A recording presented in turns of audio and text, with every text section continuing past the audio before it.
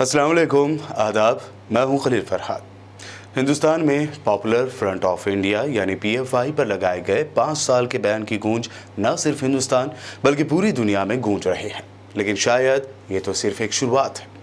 गैर मुसद्दिक़ा खबरें ये भी आ रही हैं कि अब महाराष्ट्र में रज़ा एकेडमी को भी बैन करने की तैयारी की जा रही है। या फिर हो सकता है जब तक आप तक ये वीडियो पहुंचे, रज़ा एकेडमी को बैन करने की खबर आप तक पहुंच जाए। मेन स्ट्रीम मीडिया में पीएफआई को लेकर स्पेशल एपिसोड बनाए जा रहे हैं, डिबेट रखी जा रही है, लेकिन हिंदुस्तान भर में पीएफआई को बैन किए जाने की ही खबर नहीं चल रही है। एक और खबर भी है।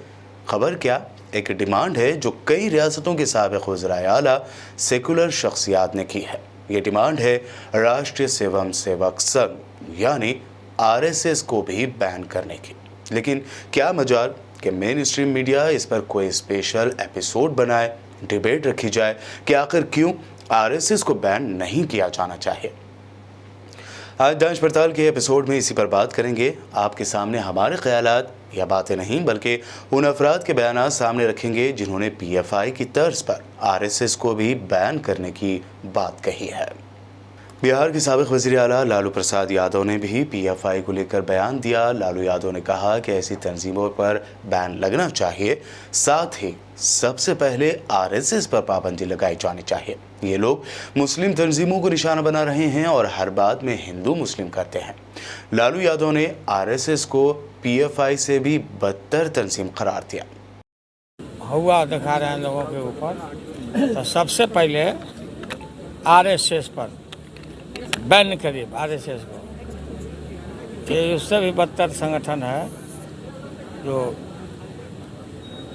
हिंदुत्व का कट्टरपंथी। इस दौरान पीएफआई के बाद आरएसएस पर पाबंदी लगाने की बढ़ती मांग के दरमियान यूपी की फॉर्मर सीएम मायावती ने भी संघ को बैन करने की वकालत कर दी।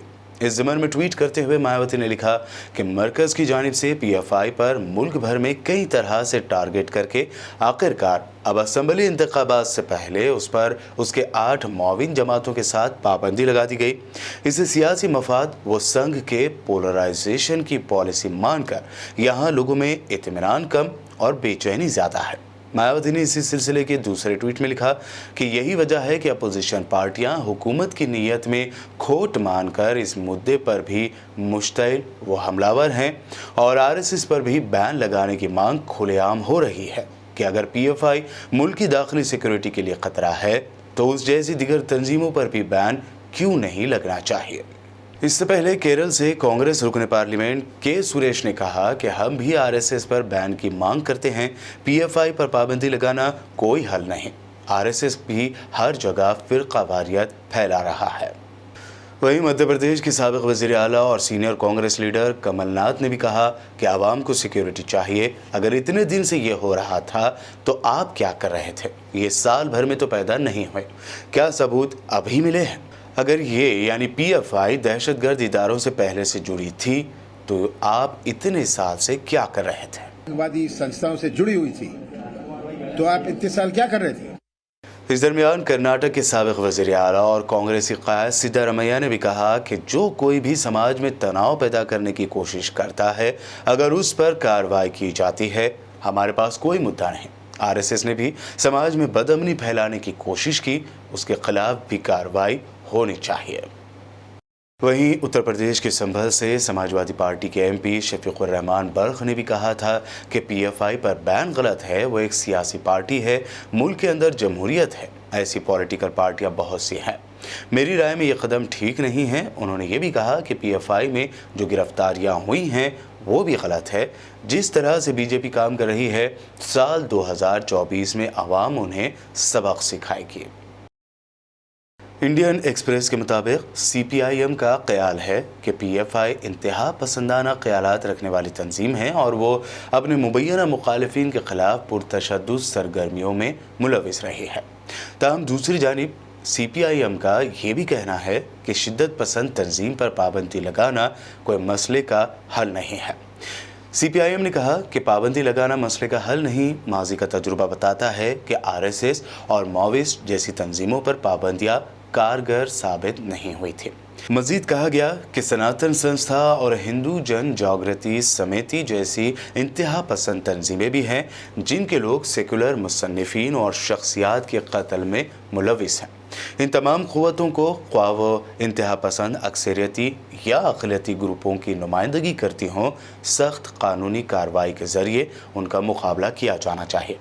केरला की हुक्मरान CPIM ने यह भी कहा कि फ़िरक़ा परस्त ताकतों या इंतहा पसंद तंजीमों पर पाबंदी लगाने से उनकी एक्टिविटी ख़त्म नहीं होंगी, और अगर ऐसा कोई क़दम उठाना ही है तो सबसे पहले RSS पर पाबंदी लगाई जानी चाहिए। इससे पहले CPIM के रियासती सेक्रेटरी MV गोविंदन ने कहा था कि अगर किसी तंजीम पर पाबंदी आयद की जानी चाहिए तो वो RSS है। ये फ़िरक़ा वाराना सरगर्मियों को अंजाम देने वाली सरकर्दा तंजीम है। क्या इस पर पाबंदी लगाई जाएगी? किसी शिद्दत पसंद तंजीम पर पाबंदी लगाने से मसला हल नहीं होगा।